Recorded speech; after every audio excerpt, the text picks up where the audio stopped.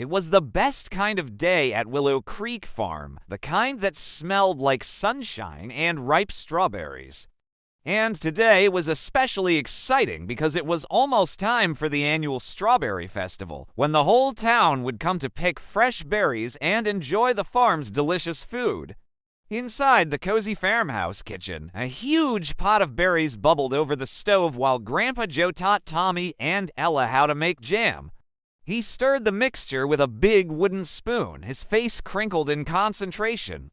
"Now you gotta watch it close," he said. "You don't want it to stick and burn, or you lines have lumpy jam, and no one wants that." But then suddenly, Milo the chocolate lab puppy, who was licking his own paws nearby, got a little too close. Woof! He barked as the spoon smacked him right in the nose.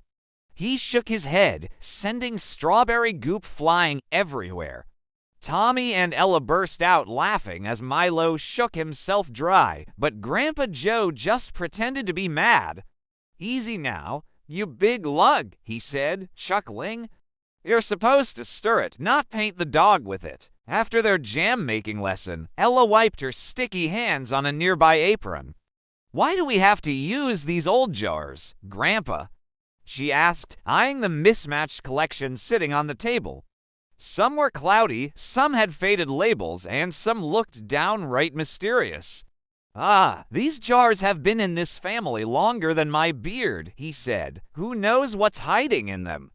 As Ella picked up one of the oldest ones, something plopped into the jam. "Ooh, what is that?" she cried.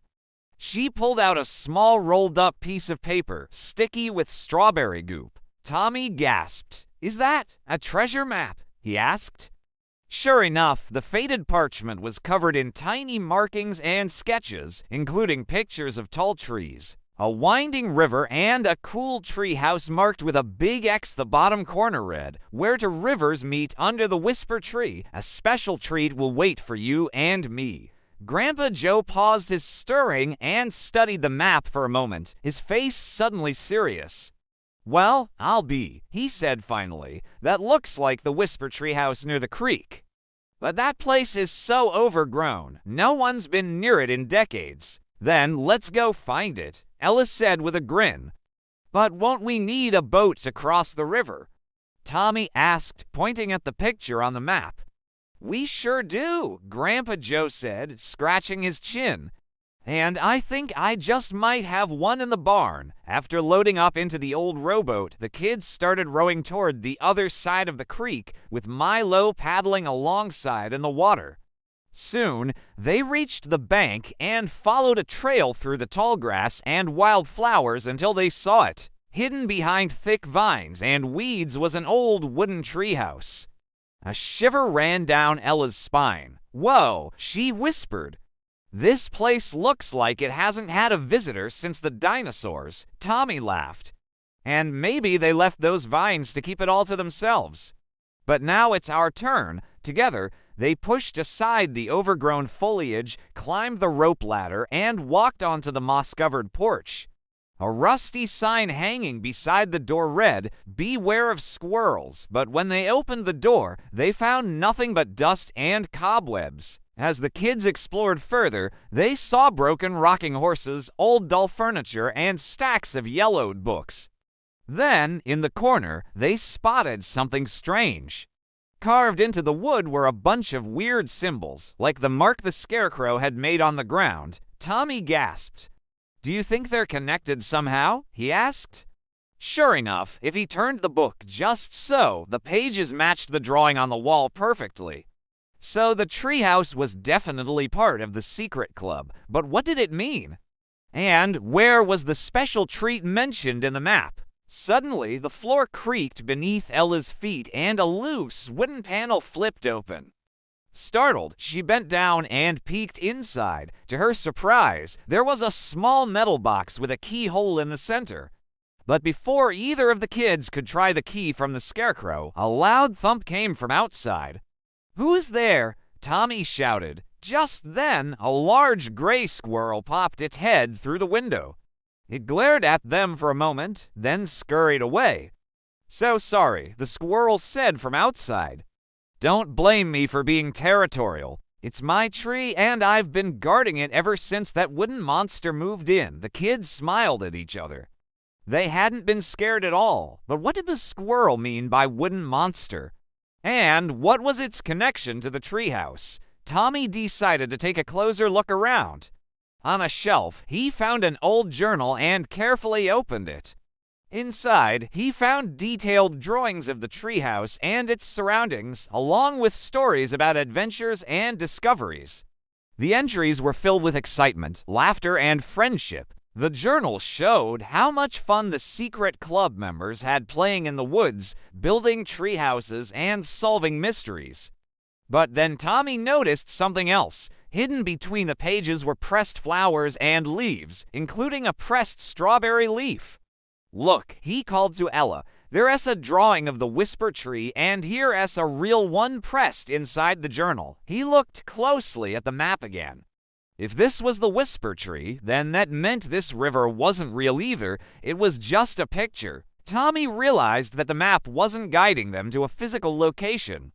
It was describing a path through the woods, but which one? Just then, a twig snapped in the bushes, and they heard a familiar voice. "What are you kids doing in here?" The kids froze. Was it the scary wooden monster? They had never seen him before. He wore a big brown coat and a wide-brimmed hat.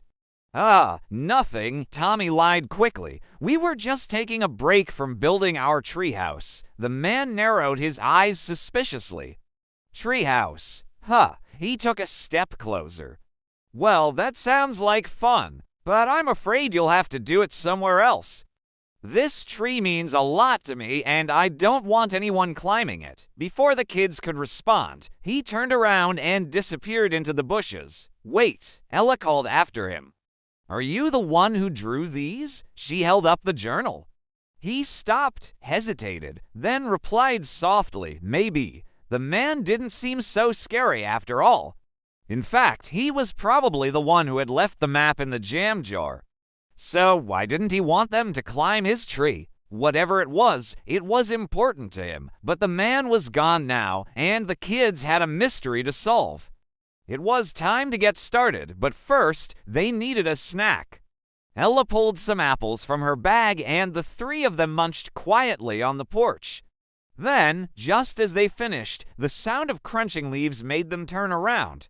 The gray squirrel from before stood on the ground below, holding out a nut. It looked at the kids expectantly. Thanks," Tommy said slowly. "But we don't really like nuts." The squirrel tilted its head in confusion. "You don't?" it asked. "But I thought everyone liked nuts. That's why I brought you extra." "Here, have one." Ella reached out to take the nut, and as their fingers met, she felt something cold and hard in her palm. Quickly, she pulled away and dropped it in her bag. It was a small metal key. The kids stared at each other, their eyes wide with surprise. The journal, the map, the whispering tree, the wooden monster, and now the key. It was clear that the scarecrow riddle and the treehouse were connected, but how? And what did the key unlock? Suddenly, Ella remembered the last line from the map. "Return by the end of the strawberry day." The sun was already dipping below the horizon, and the sky was turning from blue to purple. She turned to Tommy and whispered urgently. The map said to return by sunset. "We have to go now." Rushing down the ladder, they raced back the way they had come. And when they reached the creek, they knew exactly where they needed to go. Behind the orchard sat the old stone fountain that only filled with water after rain.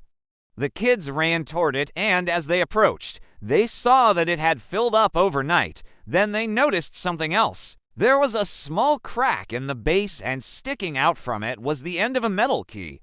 With trembling hands, Tommy removed the rest and fitted into the lock. As he turned it, a section of the fountain wall slid open, revealing a hollow space inside.